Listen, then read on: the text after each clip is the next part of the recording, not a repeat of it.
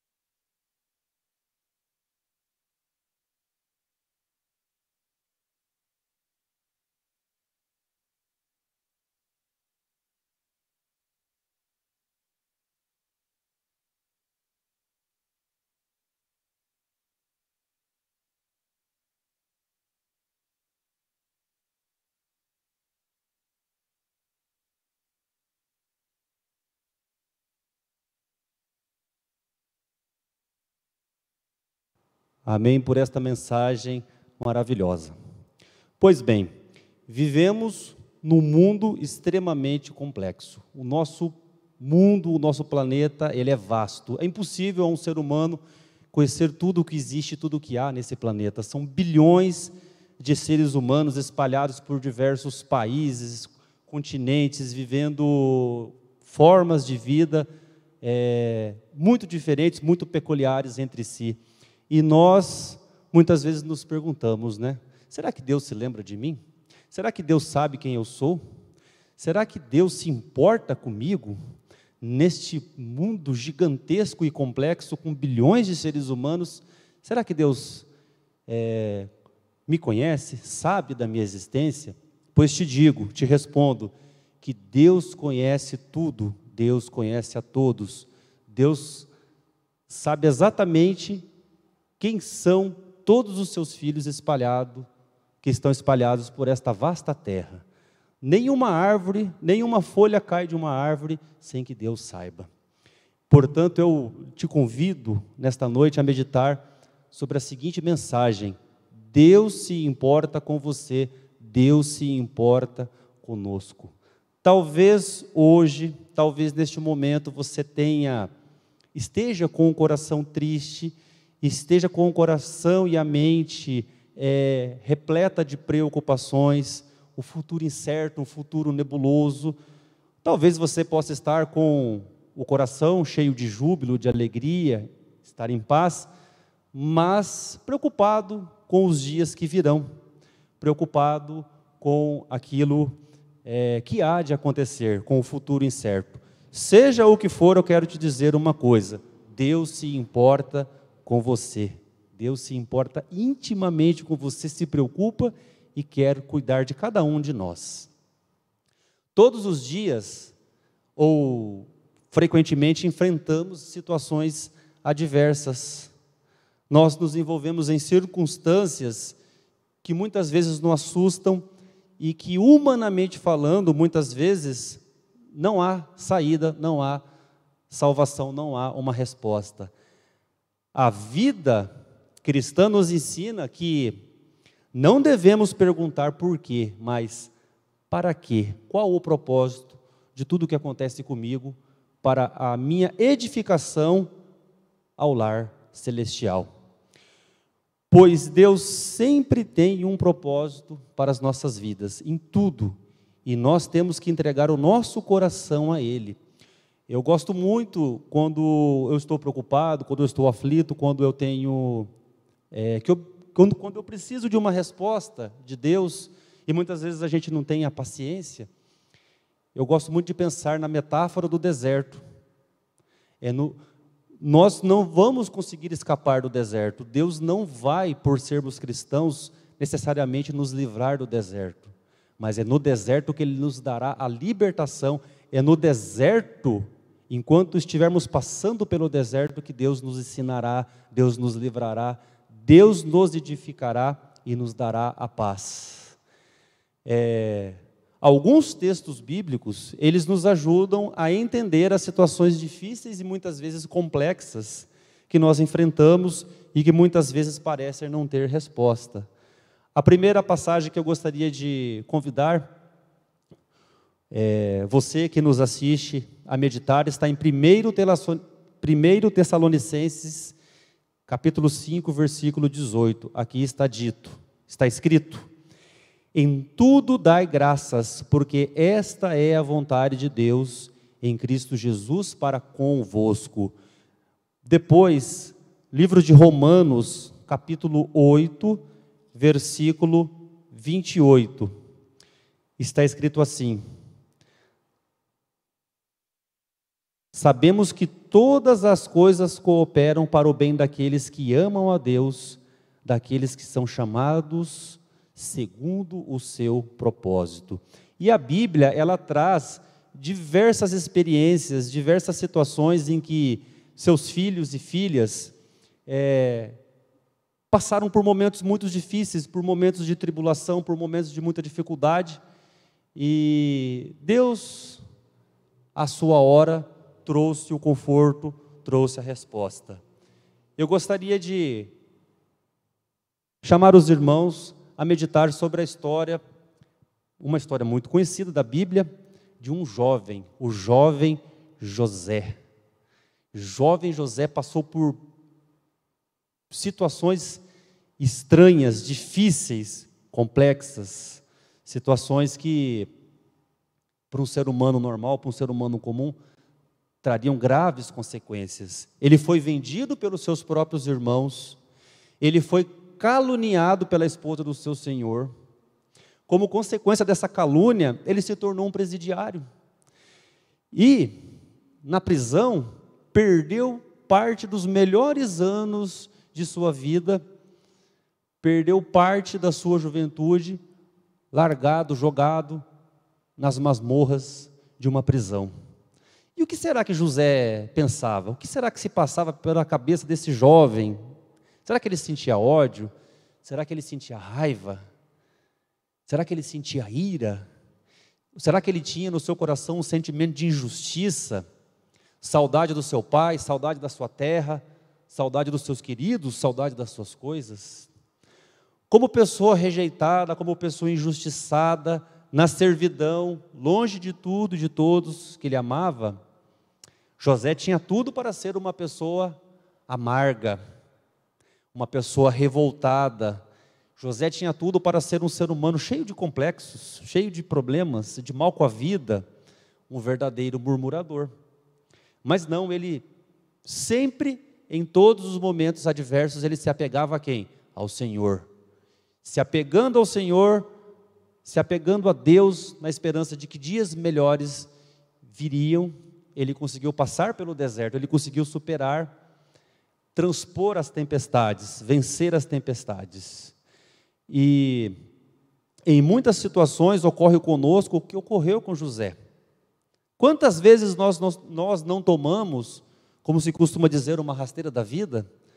Uma doença que surge, o emprego que se vai, um ente querido que nos deixa. Quando nós sonhamos, trabalhamos e fracassamos naquilo que almejamos, somos passados, muitas vezes as pessoas nos traem, nos passam para trás, nos decepcionam. Todas essas situações, elas podem acontecer e acontecem com cada um de nós, né? Infelizmente, nesse mundo de pecado, muitas vezes nós temos que enfrentar tudo isso. Na nossa trajetória de vida, a nossa trajetória de vida, como eu disse, muitas vezes se confunde com a de José. Mas Jesus deixou para todos nós palavras de bom ânimo, palavras de esperança. Vejamos o livro de João, no capítulo 16, versículo 33. Vejamos o que Deus, o que Jesus nos diz, nos fala nesta noite. Capítulo 16, versículo 33. Está dito o seguinte para nós: estas coisas vos tenho dito para que tenhais paz em mim. No mundo passais por aflições, mas tende bom ânimo, eu venci o mundo. Outra passagem, no livro de Apocalipse, passagens de esperança para o tempo do fim, Apocalipse capítulo 2, versículos 7 e 10. A palavra de Deus nos diz o seguinte: Apocalipse capítulo 2, versículos 7 e 10. Quem tem ouvidos, ouça o que o Espírito diz às igrejas. Ao vencedor, e seremos vencedores em Cristo Jesus, dar-lhe-ei que se alimente da árvore da vida que se encontra no paraíso de Deus. E o versículo 10. Não temas as coisas que tens de sofrer. Não temas as coisas que tens de sofrer. Eis que o diabo está para lançar em prisão alguns dentre vós, para ser dispostos à prova, e tereis tribulação de 10 dias. Sê fiel até a morte, dar-te-ei a coroa da vida. É uma promessa. Sejamos fiéis, que receberemos a coroa da vida. E essa coroa, todos nós a almejamos no dia glorioso, em que Jesus voltará e enxugará eternamente toda lágrima dos nossos olhos, e não haverá mais morte, mais tristeza, nem dor. Temos que crer e temos que acreditar nessas promessas, temos que clamar a isso, pedir a Deus que nos dê força para estarmos preparados para esse grande dia. E a história de José, ela nos ensina a olharmos a vida com os olhos de Deus. Deus quer nos ensinar a ler o mundo da forma como Ele deseja. Deus é o oleiro, nós somos o barro. Nós temos que deixar que o nosso oleiro, o nosso Deus, molde da forma como Ele deseja. Temos que aceitar aquilo que Deus tem como propósito para as nossas vidas. Muitas vezes nós pedimos em oração, nós clamamos e a resposta não vem. Ou a resposta vem, mas ela demora a chegar. Porque as coisas acontecem no tempo do Senhor, e muitas coisas o Senhor vai dizer não, porque se Deus disser sim, Ele sabe que isso pode ser a nossa perdição, pode ser algo que aconteça e que nos tire do lar celestial.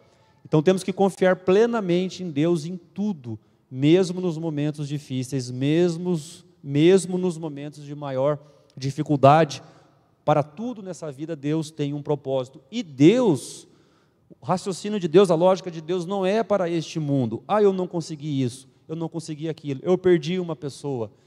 eu perdi um ente querido. Por que que isso aconteceu? O raciocínio de Deus, a lógica de Deus não é para esse mundo, não é para agora. Deus toma as suas decisões, Deus direciona a nossa vida pensando na vida futura, na vida que teremos no lar celestial. O plano de Deus é para outro mundo, para outra vida, para outra situação, e não nesse plano secular, onde há tristeza, há choro, há pecado. Não aqui. Temos que deixar então Deus, que é o nosso oleiro, moldar o barro à sua vontade. E quando José chega ali, mais ou menos aos 30 anos de idade, ele interpreta os sonhos, né? Quem tiver curiosidade, né, não conhecer a história de José, pode pegar ali no livro de Gênesis, a partir do capítulo 37, que nós teremos ali a história de José pormenorizada. Então José, mais ou menos com 30 anos de idade, ele interpreta os sonhos do faraó, ele é então promovido, se torna governador de todo o Egito e cria ali uma estratégia onde ele estoca alimento, e esse alimento ele vai nutrir todo o povo egípcio e todo o povo da região, inclusive a sua família, inclusive o seu povo originário. É interessante que quando José recebeu poder, quando ele teve poder em suas mãos, quando ele teve fama, quando ele teve riqueza, ele não utilizou o poder que lhe foi dado para vingança. Ele não utilizou o poder que lhe foi dado para resolver questões do passado, porque o caminho dele estava nas mãos de Deus. Ele entregava os seus caminhos às mãos de Deus, e era Deus quem o conduzia. Pela natureza humana, ele poderia muito bem ter pensado coisas do tipo: os meus irmãos que me venderam, que me entregaram aos mercadores, e eu fiquei preso, tive uma vida difícil, uma vida cheia de situações extremamente tristes, perdi minha juventude. Vou me vingar desses meus irmãos que fizeram isso comigo, vou cuidar do meu pai, porque o meu pai não tem culpa, mas punirei esses meus irmãos. Mas não, o coração dele não era um coração cheio de mágoa, o coração dele não era um coração cheio de sentimento de vingança. Ele deixava que Deus trabalhasse o seu coração para que tivesse um coração puro. Não que ele tivesse esquecido, não que ele não tivesse, como qualquer ser humano, não lembrasse das situações pelas quais ele passou e não se entristecesse com isso. Não é isso que eu estou querendo dizer, né? Não se deleta isso, mas se trabalha isso para você poder seguir em frente. José usou o seu poder e usou também o seu prestígio para se conectar às coisas do céu. E conectado às coisas do céu, ele pôde ajudar a sua família, mesmo com tudo o que ele havia passado. Mesmo com toda a situação que ele vivenciou, ele usou o seu poder e o seu prestígio para ajudar, porque estava conectado com Deus. Vejamos o que a Bíblia nos diz no livro de Mateus, capítulo 18, versículo 18, sobre essa conexão que todos nós devemos ter com as coisas celestes. Se almejamos o lar celestial, devemos estar conectados com ela. Mateus 18, versículo 18. Diz assim a palavra do Senhor: em verdade vos digo que tudo o que ligardes na terra terá sido ligado nos céus, e tudo o que desligardes na terra terá também sido desligado nos céus. Aonde é que está a nossa conexão? Nas coisas do século, nas coisas do mundo ou nas coisas celestes? Todos nós temos que refletir, e a reflexão é individual. Cada um de nós deve fazer a sua meditação acerca disso. Queridos, nós podemos dizer que, da mesma forma que José foi redimido, Deus quer nos redimir. Assim como José, que nós possamos também nos entregar nossas vidas na mão de nosso Pai, nas mãos de nosso Senhor, porque a palavra de Deus diz que tudo posso naquele que que me fortalece. E a palavra de Deus também diz, se em algum momento eu ficar na dúvida, a palavra de Deus diz: filho, este é o caminho, andai por ele. O Espírito Santo conversa conosco, toda vez que eu oro, toda vez que eu canto, toda vez que eu busco o Senhor, que eu medito, o Espírito Santo nos influencia. Mas se nós tivermos um coração resistente, um coração de pedra, nós nos tornaremos insensíveis à voz do Espírito Santo. Nós temos que deixar o Espírito Santo trabalhar. Não é fácil, porque somos pecadores, nós temos o egoísmo, nós temos o eu quero isso, eu quero dessa forma, não é assim que eu planejei, o plano de Deus está diferente do que aquilo que eu estava pensando. Mas nós temos que quebrar isso e deixar que Deus trabalhe, assim como José fez. Tudo posso naquilo que me fortalece. E gostaria de ler com vocês o Salmo 46, versículo 1, que vai de encontro com isso que estou comentando aqui. Salmo 46, versículo 1. Deixa eu achar aqui na minha Bíblia.